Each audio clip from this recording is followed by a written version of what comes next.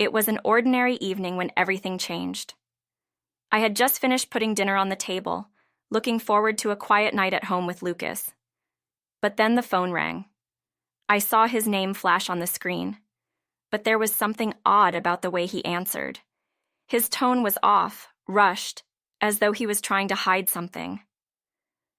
"I'm taking the day off work to attend the funeral. Don't worry about dinner for me," he said quickly, almost too quickly. He didn't even pause to let me respond before the line went dead. My heart skipped a beat. A funeral? Why hadn't he mentioned anything about it earlier? It wasn't like him to leave for something so important without giving me any details. I was immediately hit by a strange feeling, as though something wasn't quite right. Before I could think too much about it, I decided to call him back. "Lucas, what's going on? Who died?" I tried to sound calm, but my voice trembled with a rising sense of unease. "It's an old friend," he replied, his voice still hurried.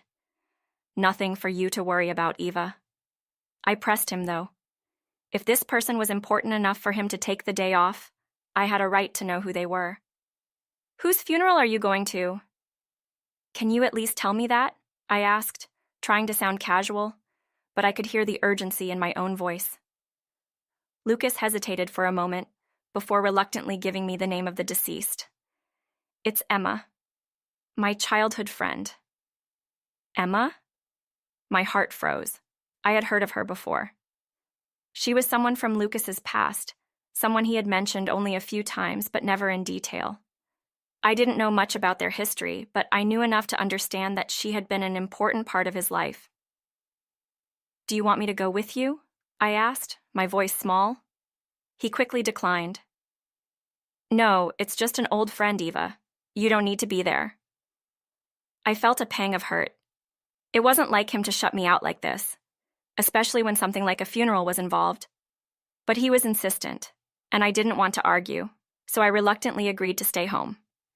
However, as the minutes passed, something gnawed at me. Something wasn't right about this situation.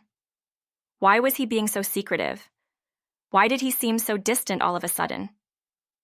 I couldn't shake the feeling that I needed to be there to understand what was really going on, so I decided I was going to go. The next few hours felt like a blur. I waited until Lucas left the house, and then I quickly got dressed and drove to the location he had told me about. When I arrived, the air felt heavy, thick with a tension I couldn't explain. The funeral was being held in a small chapel, the kind of place that felt like it was swallowed whole by the darkness outside. I parked my car and hesitated for a moment, my hand gripping the door handle tightly. I was about to step out when I saw Lucas's car. It was parked right at the front. I took a deep breath and walked inside. As soon as I entered, I was directed to a seat in the back corner, separated from the rest of the mourners. The atmosphere was cold, and I felt out of place. I scanned the room, my eyes desperately searching for Lucas, and then I saw him. There he was, standing at the front, speaking as if he were the one who had lost someone dear. He was giving the eulogy, and from where I was sitting, it was as if he was pretending to be the husband of the deceased. My heart dropped into my stomach. What was going on? I could barely breathe. Lucas wasn't just attending the funeral, he was acting as if he had a closer connection to Emma than I had been told. I was in shock, unable to make sense of what I was seeing. But the worst part wasn't just his actions, it was the looks people were giving me. Strangers, the other mourners, looked at me as if I didn't belong there. I felt like an outsider in my own life. I waited for what felt like hours, clutching my handkerchief tightly as I tried to make sense of everything. Finally, the ceremony came to an end, and I couldn't hold it in any longer. I rushed to the front where Lucas was talking to a group of people, hoping for an explanation. "Lucas, what's going on? Why are you acting like this? Why are you giving the eulogy? What do you mean by all of this?" I asked, my voice trembling with confusion and anger. Lucas's face shifted from his calm, collected demeanor to one of irritation.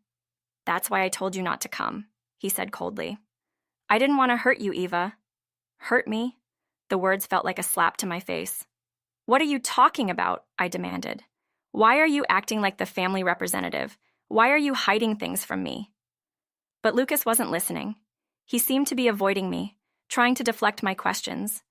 He mumbled something about old relationships and quickly excused himself. He was about to walk away when I grabbed his arm. Lucas, I need you to explain this to me, I pleaded. What's really going on here? Before he could respond, a voice interrupted us. It was Emma's mother, Mia. Sorry to interrupt, Mia said coldly, but we still need to discuss some matters regarding inheritance. Inheritance? I blinked, confused. What do you mean, inheritance? I asked, my voice faltering. Mia looked at me as if I were the one who had lost my mind. Lucas will be handling the inheritance, she said, her voice dismissive. I don't think there's anything more to discuss with you. The words hit me like a brick. My head was spinning. What did this mean? Why was Lucas handling Emma's inheritance? Wait, I stammered. What's going on here? Why is Lucas dealing with this? Why does he even have the right? Mia smirked, looking at me with cold eyes. It's quite simple, really. Lucas will inherit our daughter's estate, she said, her tone full of disdain. But it's not going to you. My mind reeled. Inheritance? Estate? This was all happening so fast, and none of it made sense. I turned to Lucas, desperate for an explanation. Is this true? I asked, my voice shaking. What is going on? Why didn't you tell me any of this? But before Lucas could answer, Mia and the others turned their backs on me, dismissing me completely. I felt humiliated, alone. Confused and hurt, I stumbled out of the funeral home, my mind racing. I couldn't believe what I had just learned. Was Lucas involved in something bigger than I had ever imagined? Was he lying to me about everything? Back at home, I sat in the living room staring at the walls. I couldn't stop thinking about what I had just witnessed. Was I the crazy one? Had I been wrong all along? Or was Lucas deceiving me, lying to me about his past, his relationships, his future? I tried to call my parents, hoping they could offer some comfort, some sense of clarity. My mom picked up the phone, groggy and confused at the late hour. Eva, what's wrong? She asked, concerned. I could hardly speak. Mom, I don't understand. Lucas, he's been lying. He's at the funeral of his ex-girlfriend, acting like he's the family representative, and now he's involved in the inheritance. I don't know what to think anymore. There was a long pause. I could hear my mom's soft breaths as though she didn't know what to say. Then I heard my dad's voice in the background. Eva, he said, his voice steady but firm. Is Lucas there with you now? No, he hasn't come back yet, I replied, my heart heavy. Dad sighed, his voice full of concern. I'm coming over. We need to talk about this. Something doesn't add up. I waited for what felt like an eternity, my hands trembling as I gripped the phone. Lucas hadn't come home all night. Where was he?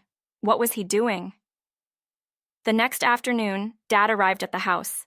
He didn't waste any time.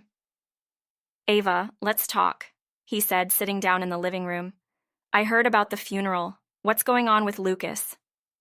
I tried to explain, but my words came out in a jumble. I don't know, Dad.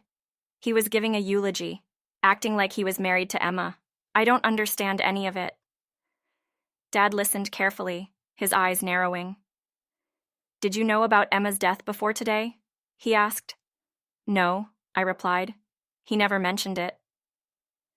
After a long silence, Dad leaned forward, his voice low and steady. Ava, I think it's time we got to the bottom